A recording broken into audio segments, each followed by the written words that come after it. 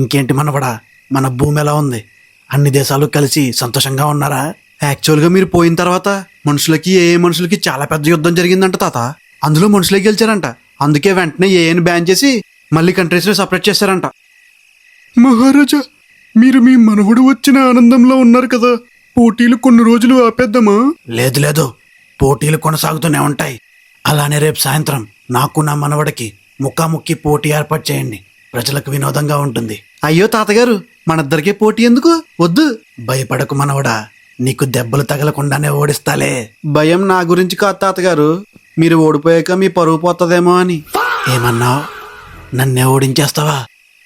నా శక్తుల గురించి మీ నాన్న నీకు సరిగ్గా చెప్పినట్టు లేడు.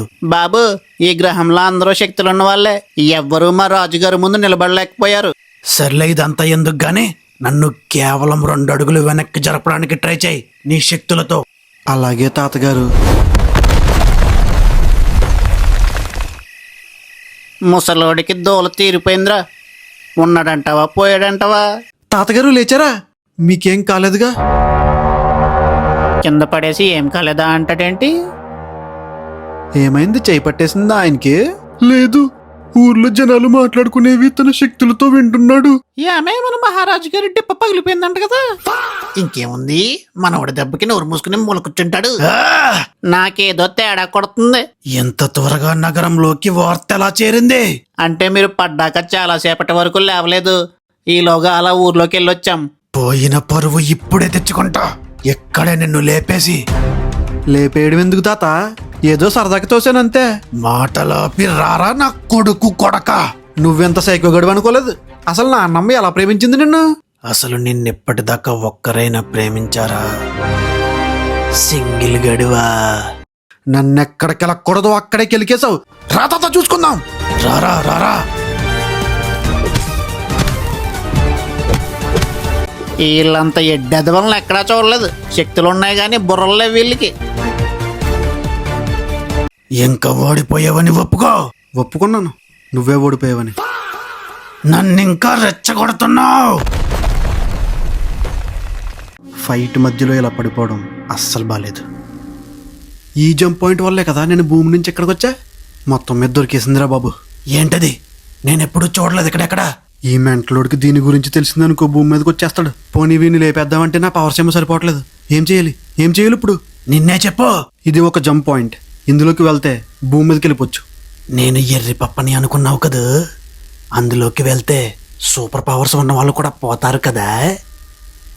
నీ యాక్టింగ్ చూస్తేనే అర్థమవుతుంది నువ్వు చెప్పేది అబద్ధమని. అందుకే అందులోకి నువ్వే పో. నాకంటే శక్తివంతుడు ఇంకెవ్వడూ లేడు. అవును, నేను వాణ్ణి తోసినప్పుడు అంత ఈజీగా వెనక్కి ఎలా వెళ్ళిపోయాడు?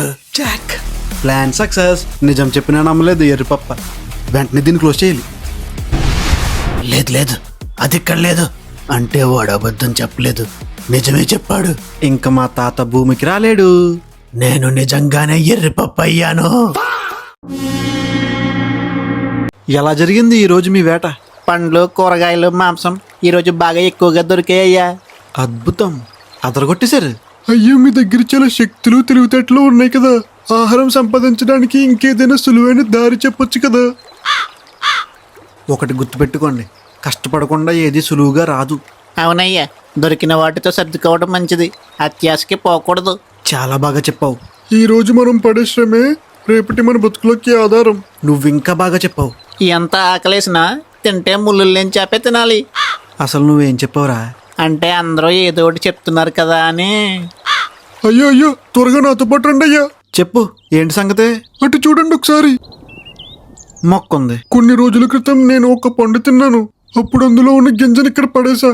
ఇప్పుడు అది మొక్కయింది. వావ్, అదరగొట్టేశావు. ఇక్కడి నుంచి పండ్లు, కూరగాయల కోసం మీరు ఎక్కడికో వెళ్ళి వెతకాల్సిన అవసరం లేదు. ఎందుకయ్యా, మీరు వెళ్ళి వెతికి తీసుకొస్తారా?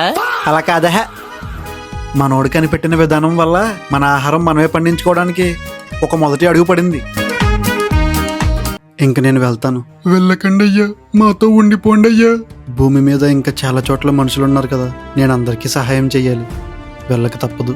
వెళ్ళకండి, మీరు వెళ్ళకండి. నేను మళ్ళీ వస్తానమ్మా. అందరూ జాగ్రత్తగా ఉండండి.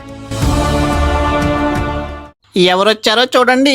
నేను మీకు ఎలా గుర్తున్నాను? మీ గురించి మేము తరతరాలుగా కథలు వింటూనే ఉన్నాం.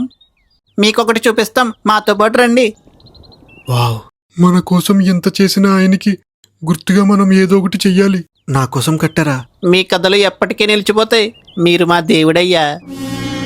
వీళ్ళు నన్ను దేవుడు అనుకోవడం కరెక్ట్ కాదు. ఎందుకయ్యా అలా చేశారు? నేను దేవుణ్ణి కాదండి, మీలాగే మామూలు మనిషిని. నా కోసం ఎంత గొప్ప కట్టడాలు కట్టాల్సిన అవసరం లేదండి. అలా అయితే మీ కథలు తర్వాతి తరాల వాళ్ళకి ఎలా తెలుస్తాయి? తెలియాల్సిన అవసరం లేదు. ఇంక వెళ్ళండి. నాకేదో తేడా కొడుతుంది.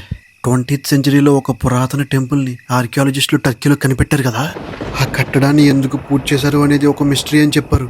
అంటే